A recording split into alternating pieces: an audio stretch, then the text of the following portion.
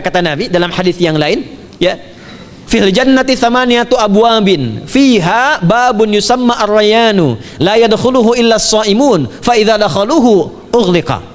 Di surga itu ada 8 pintu surga. 8 itu ternyata di hadis lain pintunya semua amal soleh. Ada pintu sholat, pintu puasa namanya ar-rayyan, ada pintu sedekah, pintu zakat, pintu haji. Jadi kita itu sekarang fastabiqul khairat. Kenapa ada moto fastabiqul khairat? Itu kan diambil dari Al-Baqarah ayat 148. Siapa yang pengen memburu surga, buru di amalannya. Mungkin nggak semuanya bisa dikerjakan. Kalau tidak semuanya, ambil salah satu yang paling disukai, konsisten di situ. Walikulli wijhatun huwa muwalliha. Setiap orang pasti punya kecenderungan untuk beramal. Ada yang senang puasa, ada yang senang tahajud, ada yang senang sedekah. Fastabiqul khairat, silahkan berburu, berlomba untuk mengerjakan apa yang disenangi itu. Itulah pintu surganya. Nah, saat Ramadan, semua pintu surga itu dibuka, Pak. Makanya kita senang kerjakan, sholatnya meningkat, sedekah meningkat, ngaji Quran meningkat. Saat yang bersamaan pintu neraka ditutup. Ada berapa pintu neraka? Ada berapa? Kalau pintu surga berapa tadi? 8. Hadisnya jelas, sahih dalilnya. Pintu neraka berapa? Bukan. Pilih. 6 atau 8? Yang 6 angkat tangan. Bukan 6, bukan 8, 7. Dalilnya apa? Dalilnya Quran surah Al-Hijr, surah ke-15 ayat ke-44. Surah ke-15 Al-Hijr ayat ke-44. Neraka ada 7 pintu. Dan dalam setiap pintunya nanti ada 19 malaikat yang menjaga. Alaiha tis'ata asyar. 7 pintu ini khusus Ramadan ditutup. Dan hati-hati, nama neraka itu ada 2 nanti. Neraka yang membakar, ini mungkin jadi baru informasinya bagi sementara orang. Neraka yang membakar dan neraka yang membekukan. Jadi ada 2 sifat. Saya ulang ya, neraka yang membakar dan neraka yang membekukan. Yang membakar disebut dengan Jahannam, yang membekukan disebut dengan Zamharir namanya. Zamharir. Jadi kalau ada orang masuk neraka, itu cuma 2 pilihannya, dibekukan atau dibakar. Jelas ya? Makanya kita dikasih pendahuluan, ada musim panas, musim dingin. Supaya merasakan, nih orang musim dingin nih pakai lapisan-lapisan baju, musim panas cari pendingin. Kamu sekarang cari pendingin, kata Allah, di neraka nggak ada AC. Kamu sekarang pakai berlapis-lapis, di neraka beku. Jahannam itu nama apinya. Jadi nar yang membakar itu nama apinya Jahannam. Jahannam itu nama apinya untuk membedakan dengan api yang ada di dunia dan api yang bahan bakarnya jin dan setan saat diciptakan. Setan itu dicipta dari api. Ya, setan kan asalnya dari iblis, iblis dari jin. Setan Al-Baqarah ayat 36. Dari iblis Al-Baqarah 34. Iblis dari jin, Quran surah Al-Kahf ayat 50.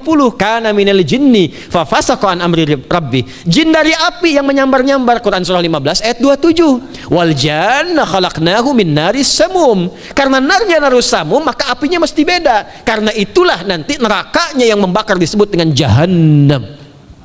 Pintunya 7, namanya banyak. Ada sa'ir, ada lava, ada neraka hutamah. 7 pintu, besarnya disebut dengan Jahannam. Khusus Ramadan tutup. Ramadan tutup. Wasulsilati syayatin. Setan itu dibelenggu, diikat rapat. Bagi orang yang mau puasa, benar.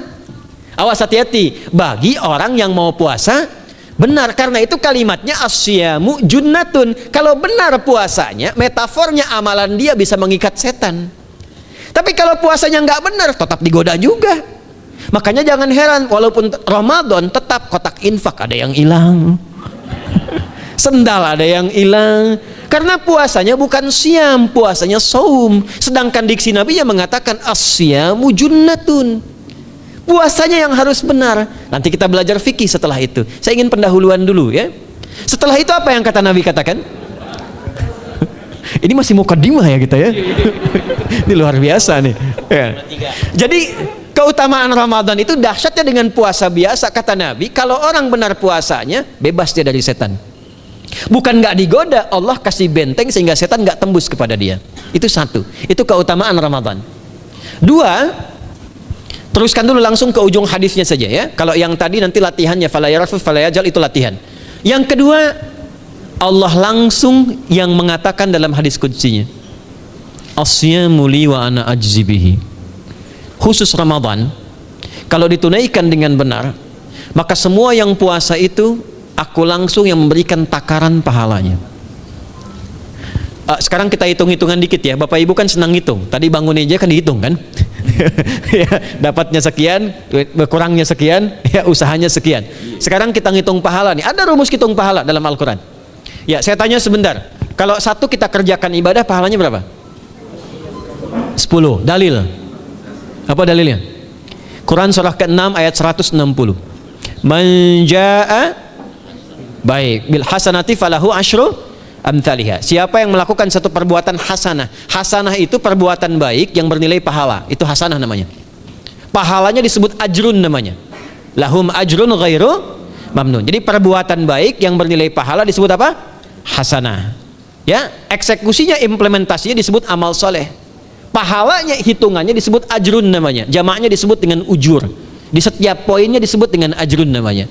Nah, orang yang mengerjakan perbuatan baik berpotensi punya nilai pahala, itu setiap perbuatan baiknya 10 kebaikan. Contoh kita sholat nih, sehari berapa waktu? 5. Berapa rakaat? 17. Al-Fatihahnya 18 atau 19 kali? 17 kali ya. Kalau 18 kali berarti subuhnya 3 rakaat. Nah, itu kan kalau kita buka hadis Muslim nomor hadis 162, saat Nabi dalam peristiwa setelah Isra itu ke Masjidil Aqsa, kemudian araja bina Jibril alaihissalam, Mi'raj, naik ke Sidratul Muntaha. Sidratul Muntahanya ada di surah An-Najm dari ayat 1 sampai 18-nya. Itu ketika menerima perintah salat pertama kali kan bukan 5 tapi 50. Turun kan Nabi kemudian ke langit ke-7, ketemu Nabi Ibrahim sedang senderan di Baitul Ma'mur, punggungnya senderan. Itu ada kisahnya di hadis Muslim nomor hadis 162. Kemudian turun lagi ke Nabi Musa. Nabi Musa itu kan tipikalnya senang, yang pertama agak temperamen, yang kedua itu senang mengomunikasikan sesuatu. Makanya ketika dengan Khidir alaihi salam itu senang, ya, kritisnya itu muncul kepada Nabi Muhammad ketika turun dari Sidratul Muntaha ke langit yang ke-6 itu ketemu Nabi Musa, ditanya, Muhammad SAW dapat apa tadi? Sholat. Berapa waktu? 50. Kamu tahu nggak? Umat saya itu kekar-kekar besar-besar. Segitu aja nggak kuat, apalagi umat kamu yang kayak kita sekarang nih. Minta lagi diskon sama Allah katanya. Naik tuh, minta lagi. Singkatnya 9 kali naik. Setiap naik dikurangi 5. 9 kali 5 berapa? 45. 50 kurangi 45 berapa? 5. Turunlah 5. Sampai 5 pun Nabi Musa masih komennya begini, minta lagi aja diskon. Kata Nabi, saya kurang enak lah, malu saya, sudah diberikan yang paling pokok 5, dan itu pun belum selesai. Dengan senyumnya kemudian, lihat ini indahnya, setiap 5 itu Allah menetapkan setiap satunya punya 10 nilai. Jadi kalau kita kerjakan 5 waktu dikali 10 berapa? 50. Itulah dahsyatnya umat Nabi Muhammad karena keutamaan nabinya. Walaupun 5 nilainya tetap setara dengan yang umat Nabi Musa 50 kali.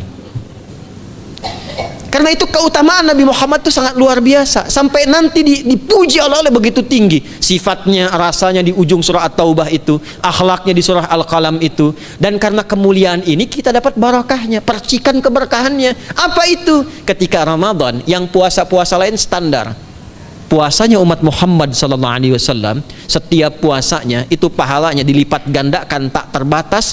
Allah langsung menilai keikhlasan pada hambanya. Paling minimal kalikan 10 kali lipat lagi dari hari biasa. Wal hasanatu bi asyri amthaliha. Jadi kalau sekarang baca Quran sekarang ini, satu hurufnya berapa? Tahu dari mana? Ya, di At-Tirmidzi nomor hadis 2910. Man qara'a harfan min kitabillahi falahu asyru hasanat. Setiap ada orang baca satu kitabullah dengan syarat dia mukmin, muslim, baca satu huruf dari kitabullah, dapat 10 kebaikan. Satu hurufnya 10, Bu, Pak. Walam aqul alif lam mim harfun, saya tidak katakan kata Nabi alif lam mim satu huruf, walakin alifun harfun, lamun harfun, mimun harfun, walikulli harfin asyru hasanat. Tapi alifnya satu huruf, lamnya satu huruf, mimnya satu huruf, setiap hurufnya 10 kebaikan. Saya kalau ada papan tulis, saya turunkan ini pakai syarah ilmu arud. Itu dahsyat lagi. Arud itu menuliskan apa yang dikatakan, bukan menuliskan simbol yang ditunjukkan. Jadi kalau kita bilang alif, tulis alif. Dan alif itu kan ada 3 huruf, hamzah, lam, fa. Hamzah berapa huruf? Tulis lagi hamzah. Itu baca Quran kalau ikhlas, pahalanya berlipat. Paling standar 1 hurufnya 10, dan hampir nggak ada orang baca Quran cuman 1 huruf. Nun. Udah dulu 10 lumayan. Nggak ada. Pasti banyak itu. Dan Ramadan lebih meningkat lagi. Dan dikalikan 10 lagi, itu paling standarnya 1 huruf 100, Pak, Bu. Makanya Ramadan tuh limpahan pahala. Rugi orang kalau nggak ibadah saat Ramadan itu. Nabi aja itu tadarusan Quran sekali khatam. Saat tahun meninggalnya 2 kali khatam untuk ngejar kemuliaan-kemuliaan, contoh bagi kita. Itu Ramadan. Jadi ini yang pertama menjadikan kita mesti sadar Ramadan beda dengan bulan biasa. Maka disampaikan oleh Nabi, yang pertama ada pelipat gandaan pahala. Yang kedua ada perisai yang bisa menjauhkan kita dari setan. Yang ketiga, saya tutup mukadimahnya, yang ketiga, hanya Ramadan yang siang malam melahirkan ampunan Allah Subhanahu wa taala. Siang malam.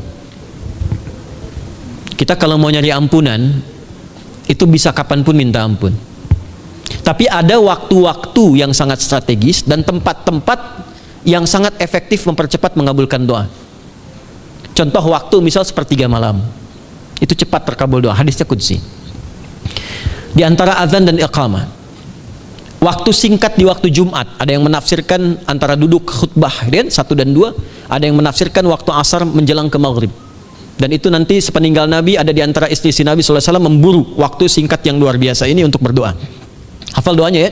Allahumma kfina bihalalika an haramik wa aghdina bi ta'atika an ma'siyatik wa bi fadlika amman siwak. Itu dibiasakan di hari Jumat dibacakan. Ya, hafal nggak? Nah, nanti diputar lagi videonya ya, kan ini kita sampai ini lihat lagi. Ya, kembalikan. Ada yang sifatnya tempat. Mihrab itu mustajab. Makanya kenapa imam itu di mihrab? Karena mewakili